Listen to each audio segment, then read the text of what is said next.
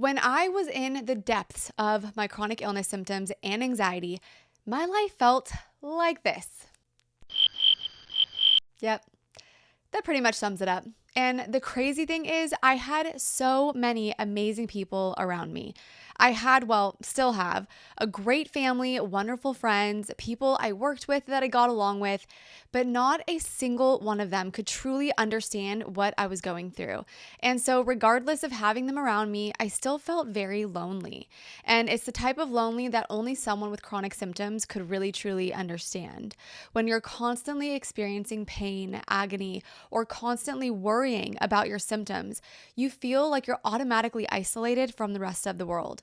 That is until now, my friend. Kelly Nelson here. Welcome back to my channel where I help you self-heal from chronic conditions such as, but not limited to, fibromyalgia, chronic fatigue syndrome, chronic pain, mystery symptoms, anxiety, and more. If you know my story, you know that I have suffered with a fibromyalgia and chronic fatigue syndrome diagnosis that involved severe chronic pain, fatigue, brain fog, and anxiety for 6 years before I found the beautiful world of brain retraining and nervous system regulation that finally ignited healing. Having gone through this myself, I know exactly what it takes to recover, so I now dedicate my life to helping you do the same. Let's get into it. Did you know there's an epidemic of loneliness in the US? It's been studied that on average, 52% of the population feels lonely, and if you suffer from chronic health issues, you are 40% more likely to feel lonely. That is wild. That's right. And according to a study published in the journal Perspectives on Psychology, feeling lonely on a regular basis can shorten your lifespan by 26%, making it deadlier than obesity and alcoholism. Like, what? And this totally checks out if you've watched Live to 100 Secrets of the Blue Zones. If you haven't, I highly recommend watching it. It's a documentary on Netflix that showcases the regions of the world where people live the longest and what they do and what they don't do in order to obtain longevity. And guess what was at the top of the list for every single one of these blue zones? A sense of community. That's right. Having a sense of community in each of these blue zones was the number one factor they had in common, helping many, if not most, of their people live to 100 plus years. So this just goes to show how incredibly important it is to feel like you're a part of something, like you belong and matter. And what I want to convey to you today, and what I want you to hear loud and clear, is that loneliness is a choice. And you, my friend, absolutely do not have to feel lonely. I hope that doesn't come off harsh because I have nothing but love and compassion for you. But it's also my job to show you the way out of this. So I'm going to speak the truth always.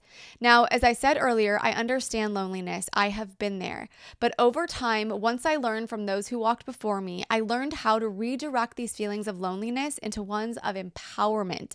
And I took action on making myself feel like I belonged, like I was a priority, whether it be with my existing loved ones, just myself, or people who did understand what I was going through. And it didn't come from anyone else, which is actually my favorite part. It came from, you guessed it, moi. I'm going to break down the 5 strategies that got me there so you can do the same for yourself. So get comfy, get cozy, because I won't have you feeling lonely anymore. Absolutely not. Strategy number 1, developing self-love first. When you practice self-love first, you develop a healthier self-esteem. And when you develop a healthier self-esteem, your self-worth increases so incredibly much, making you more confident in your interactions with others. This makes it easier to form and maintain meaningful connections, giving you a beautiful sense of belonging. So self-love really is the stepping stone to having lasting relationships with other people and feeling that sense of closeness, sense of community. So if you've watched any of my previous videos, you know I am a sucker for acts of self-love. Here are some of my favorite ways to show myself some love that you too can implement, starting today. Mindfulness meditation. You know I love the Insight Timer app. Go download that right now if you don't have it. Regularly moving my body, whether it be long walks, stretching, or Pilates. Journaling. Positive affirmations when I wake up and go to bed. Writing a gratitude list. Taking a warm Epsom salt bath while reading my favorite book. Getting out in nature every single morning. Setting boundaries with those around me. Unplugging from media outlets and technology 1 hour after waking up and an hour and a half before going to bed. Hey friends, sorry to interrupt. Just a quick friendly reminder to ask if you're enjoying this video. If so, please be sure to hit that subscribe button and click the bell notification so you can continue to invite healing into your world. That's all. Let's get back to it, my friend. Strategy 2, setting realistic expectations of others. Okay, I will be the first to admit, I wanted more from people when I was at my worst. And truthfully, I was disappointed more people didn't show up for me or offer me help in the way that I wanted them to. I kept thinking, gosh, if I was in their shoes, if they were that sick, I would be calling every doctor under the sun. I would be researching until I was blue in the face. The list went on. It made me feel isolated, and those feelings of loneliness were all consuming. So there you have it.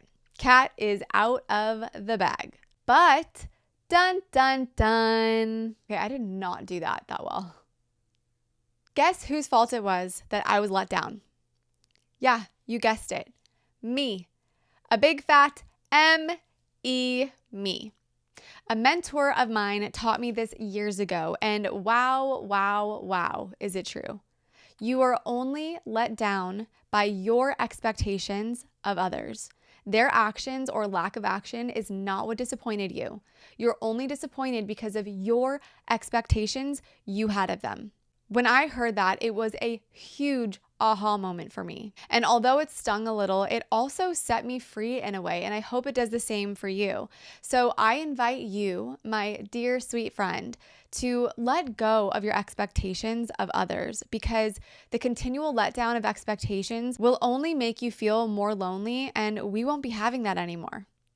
Only hold yourself accountable when it comes to expectations. And honestly, it does you good to presume goodwill of others. These people do care for you, and just because they might not understand what you're going through or show up in the way that you want, does not mean they don't want to be there for you. So shift your expectation around this, because this can really make a difference in not feeling so lonely.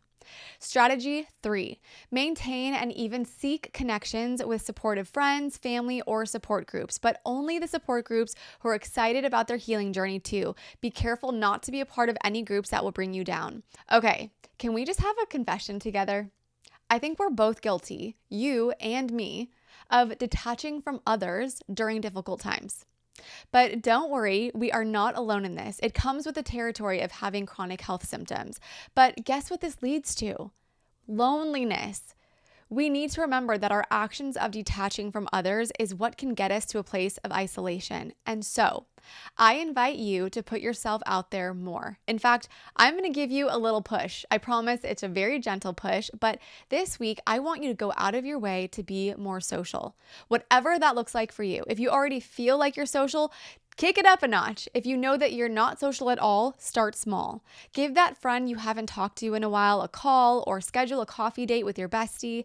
I promise you will feel so much happier after, so much less alone. Oh, and you know we're friends, right? You know that. Yes. If you weren't aware, I'm telling you right now, but we are. So please message me on Instagram and say hello. I would absolutely love to meet you.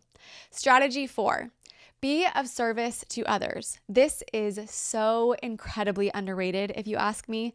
Helping others through volunteering helps you feel less lonely and allows you to have a sense of mission and purpose in life, which is linked to better health. A health bonus? Yes, please. Studies show activities like these may help boost your mood and improve your well-being and sense of belonging.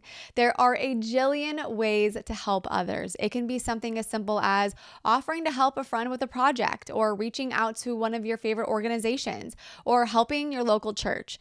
You can meet so many incredible people this way, and the feel-good hormones you'll receive will make you feel like $1,000,000. So no matter where you are on your healing journey, get out there and be of service in a small way, a big way, or anywhere in between, and you will feel so darn good. Okay, for the last strategy, number 5, in order to get yourself out of the loneliness hole, I need you to set up a daily routine. And what routine is the best routine? A morning routine. And I am obsessed with all things morning routines. Like, honestly, I could have an entire channel dedicated to them because number one, it helped me immensely in my healing journey to have one. Setting up your day for success like that, there's nothing like it. And two, it created a sense of accomplishment and confidence in myself, leaving me less likely to lean on others for those same feelings. And three, when you consistently show up for yourself, there's a certain type of satisfaction you receive that cannot be emulated by others. And this feeling is so incredibly fulfilling.